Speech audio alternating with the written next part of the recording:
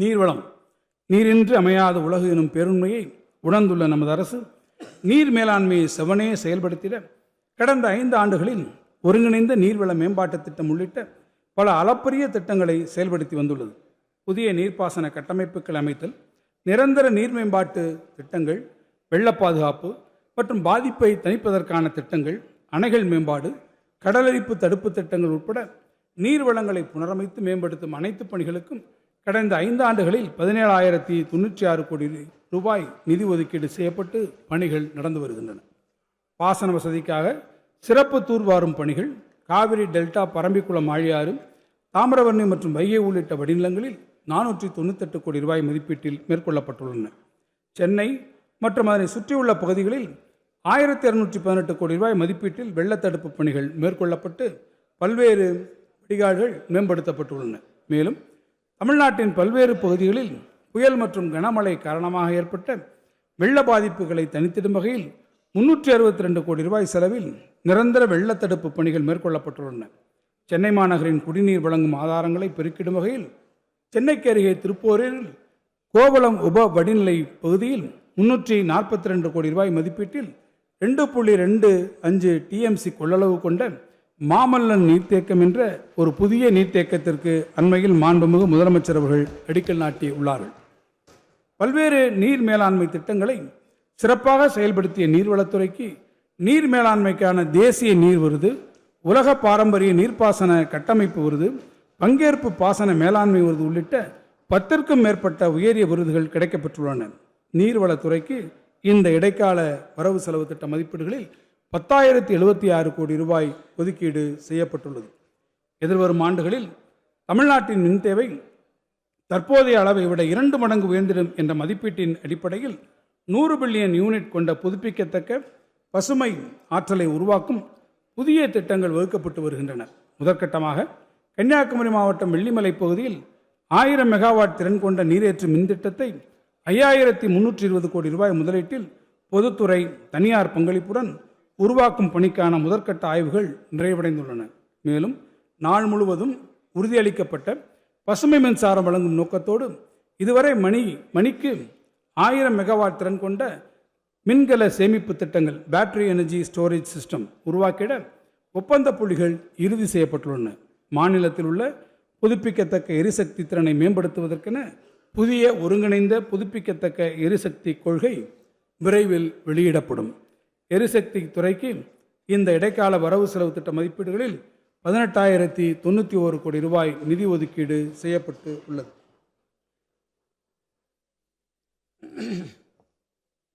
சுற்றுச்சூழல், காலநிலை மாற்றம் மற்றும் வனம். கடந்த 5 ஆண்டுகளில் தமிழ்நாடு அரசின் சுற்றுச்சூழல், காலநிலை மாற்றம் மற்றும் வனத்துறை குறிப்பிடத்தக்க பல அளவீடுகளை எட்டியுள்ளது.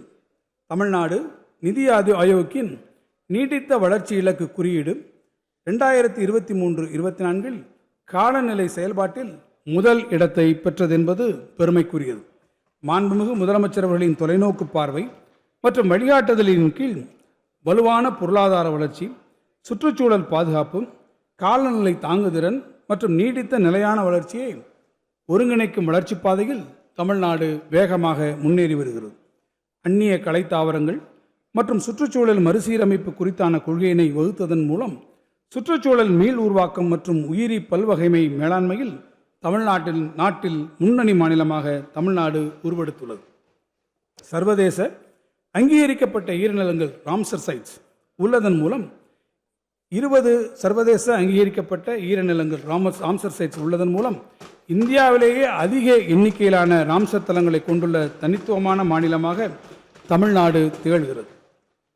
அவற்றின் நீண்டகால பாதுகாப்பு மற்றும் நிலைத்த மேலாண்மையை உறுதிப்படுத்த தமிழ்நாடு ஈரநிலங்கள் இயக்கம் திறம்பட செயல்பட்டு வருகிறது.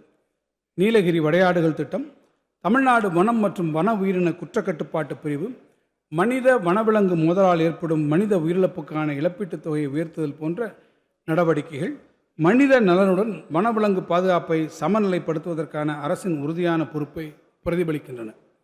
இந்த நடவடிக்கைகள் மாநிலத்தின் உயிரின பன்முகத்தன்மையை பாதுகாக்கும் அதே வேளையில் பொறுப்புள்ள மக்கள் நலன் சார்ந்த அணுகுமுறையை வெளிப்படுத்துகின்றன.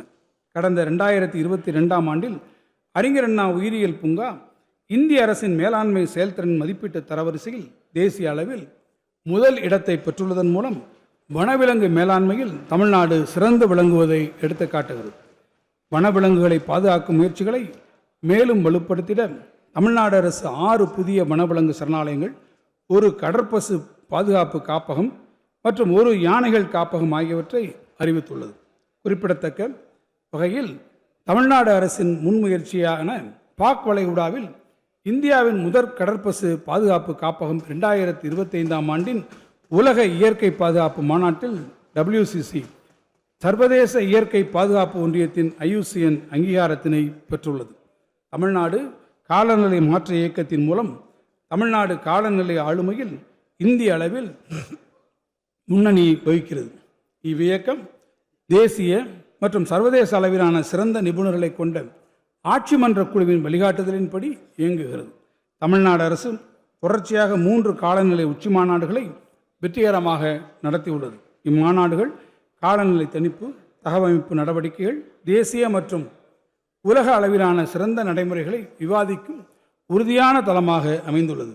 இம்முயற்சிகளை இணைத்து நெய்தல் மீட்சி இயக்கம் மற்றும் தொடர்புடைய திட்டங்களின் கீழ் 3733 ஹெக்டேர் பரப்பளவில் அலையாத்தி காடுகள் மீள் உருவாக்கம் செய்யும் பணிகள் நடைபெற்று வருகின்றன. கடலோர மீள்திறன் மற்றும் உயிரின பன்முகத்தன்மையை வலுப்படுத்தும் இந்நடவடிக்கைகள் தேசிய மற்றும் சர்வதேச அங்கீகாரத்தை பெற்றுள்ளதோடு உலக அளவிலான காலநிலை மாற்ற நடவடிக்கையுடன் ஒத்திருப்பதாக தேசிய மற்றும் சர்வதேச பங்கேற்பாளர்களான உலக வங்கி மற்றும் ஜப்பான் பன்னாட்டு கூட்டுறவு முகமை ஆகியோர் குறிப்பிடுகின்றனர். பசுமை முயற்சிகள். Trees are poems the earth writes upon the sky. We fell them down and turn them into paper, that we may record our emptiness. Trees are poems the earth writes upon the sky. We fell them down and turn them into paper, that we may record our emptiness. என்று மிக அழகாக குறிப்பிட்டார் கலீல் ஜிப்ரான். வானத்தை நோக்கி பூமி வரைந்திட துடிக்கும் கவிதைகளே மரங்கள். எனினும் நாம் மரங்களை சாய்த்து நம் வெறுமையினை நிரப்பிட வெறும் காகிதம் செய்ய துணிகிறோம்.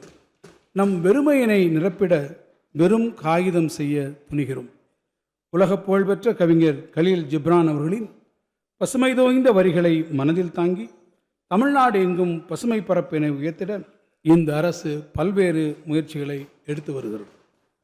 பசுமை தமிழ்நாடு இயக்கத்தின் மூலம் வனம் மற்றும் மரங்களின் பரப்பளவினை அதிகரித்து தேசிய இலக்கான 33% அடைவதற்கான உரிய நடவடிக்கைகள் மேற்கொள்ளப்பட்டு வருகின்றன. கடந்த 5 ஆண்டுகளில் தமிழ்நாடு முழுவதும் 100 புதிய பாதுகாக்கப்பட்ட காடுகள் அறிவிக்கை செய்யப்பட்டுள்ளது. இது வனத்தின் பாதுகாப்பை வலுப்படுத்துதல், சுற்றுச்சூழல் பாதுகாப்பை மேம்படுத்துதல் மற்றும் சட்டப்பூர்வமாக பாதுகாக்கப்பட்ட நிலப்பரப்புகள் மூலம் காலநிலை மீள்திறனை உருவாக்கும் தொடர்ச்சியான முயற்சிகளில் குறிப்பிடத்தக்க சாதனையாகும். வேகமான நகரமயமாக்கல் மற்றும் காலநிலை மாற்றம் ஏற்படுத்தும் சவால்களை எதிர்கொண்டு நகரமைப்பு திட்டங்களில் பசுமை பரப்பை முறைப்படுத்தும் நோக்கில் தமிழ்நாடு நகர்ப்புற பசுமையாக்கல் கொள்கை 2026 அண்மையில் வெளியிடப்பட்டு உள்ளது. கோவை செம்மொழி பூங்கா 45 ஏக்கர் பரப்பளவில் 208 கோடி ரூபாய் மதிப்பீட்டிலும், சென்னை கலைஞர் நூற்றாண்டு பூங்கா 13.29 ஏக்கர் பரப்பளவில் 70 கோடி ரூபாய் மதிப்பீட்டிலும் அமைக்கப்பட்டு உள்ளதுடன், சென்னை அடையாறில் உள்ள தொல்காப்பிய பூங்கா 58 ஏக்கர் பரப்பளவில் 42 கோடி ரூபாய் மதிப்பீட்டில் மறுசீரமைக்கப்பட்டு உள்ளது. மேலும் நீலகிரி மாவட்டம் ரேஸ்கோஸ் பகுதி பூங்காவை 52.34 ஏக்கர் பரப்பளவில் 70 கோடி ரூபாய் மதிப்பீட்டிலும், கிண்டி ரேஸ்கோஸ் பகுதியில் 118 ஏக்கர் பரப்பளவில் சுற்றுச்சூழல் பூங்காவையும் இந்த அரசு அமைத்து வருகிறது. இத்தகைய பசுமை முயற்சிகள் வாயிலாக சுற்றுச்சூழல் பாதுகாக்கப்படுவதுடன் ஏராளமான சுற்றுலா பயணிகளும் அப்பகுதி மக்களும் பயனடைந்து வருகின்றனர். போக்குவரத்து. நமது நாட்டிலேயே குக்கிராமங்களுக்கும் சென்றடையக்கூடிய சீரான போக்குவரத்து சேவையை தமிழ்நாடு அரசு தான் தொடர்ந்து வழங்கி வருகிறது. கடந்த 5 ஆண்டுகளில் 6121 கோடி ரூபாய் மதிப்பீட்டில் 12087 புதிய பேருந்துகள் கொள்முதல் செய்திட நிதி ஒதுக்கீடு செய்யப்பட்டுள்ளது. மேலும் பயன்பாட்டிற்கு உகந்த 3673 பேருந்துகளை முற்றிலும் புதுப்பித்து இயக்குவதற்காக 371 கோடி ரூபாய் நிதி ஒதுக்கீடு செய்யப்பட்டுள்ளது. மேலும் 350 பசுமை மின் பேருந்துகள் 288 கோடி ரூபாய் மதிப்பீட்டில் போக்குவரத்து சேவையில் இணைக்கப்பட்டுள்ளன. அண்மையில் மீண்டும் அறிமுகப்படுத்தப்பட்ட சிற்றுந்து மினி பஸ் திட்டம் நகரங்களை ஒட்டிய ஊரகப் பகுதிகளிலும் போக்குவரத்து சேவையை வழங்கிடும் வகையில் 6603 புதிய வழித்தடங்களில் வெற்றிகரமாக விரிவாக்கப்பட்டுள்ளது. போக்குவரத்து கழகங்களின் செயல்பாட்டு திறன், சேவை வழங்கல் மற்றும் நிதிநிலை ஆகியவற்றை மேம்படுத்துவதற்காக போக்குவரத்து கழகங்களுக்கு சேவை அடிப்படையிலான ஊக்கத்தொகை வழங்கும் நோக்கத்தில் ஊக்க நிதியம் ஒன்று 2000 கோடி ரூபாய் மதிப்பீட்டில் உருவாக்கப்பட்டுள்ளது. இந்த இடைக்கால வரவு செலவு திட்ட மதிப்பீடுகளில் மகளிர் விடியல் பயணம் திட்டத்திற்காக 4000 கோடி ரூபாய், மாணவர்கள் பேருந்து பயண கட்டணம் திட்டத்திற்காக 1782 கோடி ரூபாய், டீசல் மானியத்திற்காக 1857 கோடி ரூபாய் ஒதுக்கீடு செய்யப்பட்டுள்ளது. இந்த இடைக்கால வரவு செலவு திட்ட மதிப்பீடுகளில் போக்குவரத்து துறைக்கு 13062 கோடி ரூபாய் ஒதுக்கீடு செய்யப்பட்டுள்ளது. நெடுஞ்சாலைகள் சாலை உள்கட்டமைப்பு பொருளாதார வளர்ச்சியின் முதுகெலும்பாக செயல்படுவதுடன் ஒரு நாட்டின் நிலையான வளர்ச்சிக்கும் அடிப்படையாக உள்ளது. இந்த முக்கியத்துவத்தை உணர்ந்து தமிழ்நாடு அரசு பல்வேறு திட்டங்கள் மற்றும் முன்முயற்சிகள் மூலம் சாலை உள்கட்டமைப்பு மேம்பாட்டில் சிறப்பு கவனம் செலுத்தி வருகிறது. கடந்த 5 ஆண்டுகளில் 1085 கிலோமீட்டர் நீளமுள்ள சாலைகள் 8313 கோடி ரூபாய் மதிப்பீட்டில் 4 வழித்தட சாலைகளாக அகலப்படுத்தும் பணிகள் எடுத்துக்கொள்ளப்பட்டு அவற்றில் 6191 கோடி ரூபாய் மதிப்பீட்டில் 692 கிலோமீட்டர் சாலை பணிகள் முடிக்கப்பட்டுள்ளன. மீதமுள்ள பணிகள் விரைவில் நிறைவு பெறும். நடப்பாண்டில் 253 கிலோமீட்டர் நீளமுள்ள சாலைகளை 1647 கோடி ரூபாய் மதிப்பீட்டில் 4 வழித்தட சாலைகளாக அகலப்படுத்துவதற்கான பணிகள் விரைவாக நடைபெற்று வருகின்றன. கடந்த 5 ஆண்டுகளில் 7517 கிலோமீட்டர் நீளமுள்ள ஊராட்சி ஒன்றிய சாலைகள் 7625 கோடி ரூபாய் மதிப்பீட்டில் இதர மாவட்ட சாலைகளாக தரம் உயர்த்த ஆணையிடப்பட்டு அவற்றில் 6213 கிலோமீட்டர் நீளமுள்ள சாலைகள் 6264 கோடி ரூபாய் மதிப்பீட்டில் தரம் உயர்த்தப்பட்டுள்ளன. நடப்பாண்டில் 1057 கிலோமீட்டர் நீளமுள்ள சாலைகள் 1000 கோடி ரூபாய் மதிப்பீட்டில் தரம் உயர்த்தும் பணிகள் நடைபெற்று வருகின்றன. கடந்த 5 ஆண்டுகளில் 1268 தரைப்பாலங்களை உயர்மட்ட பாலங்களாக அமைப்பதற்கான பணிகள் 2635 கோடி ரூபாய் மதிப்பீட்டில் எடுத்துக்கொள்ளப்பட்டன.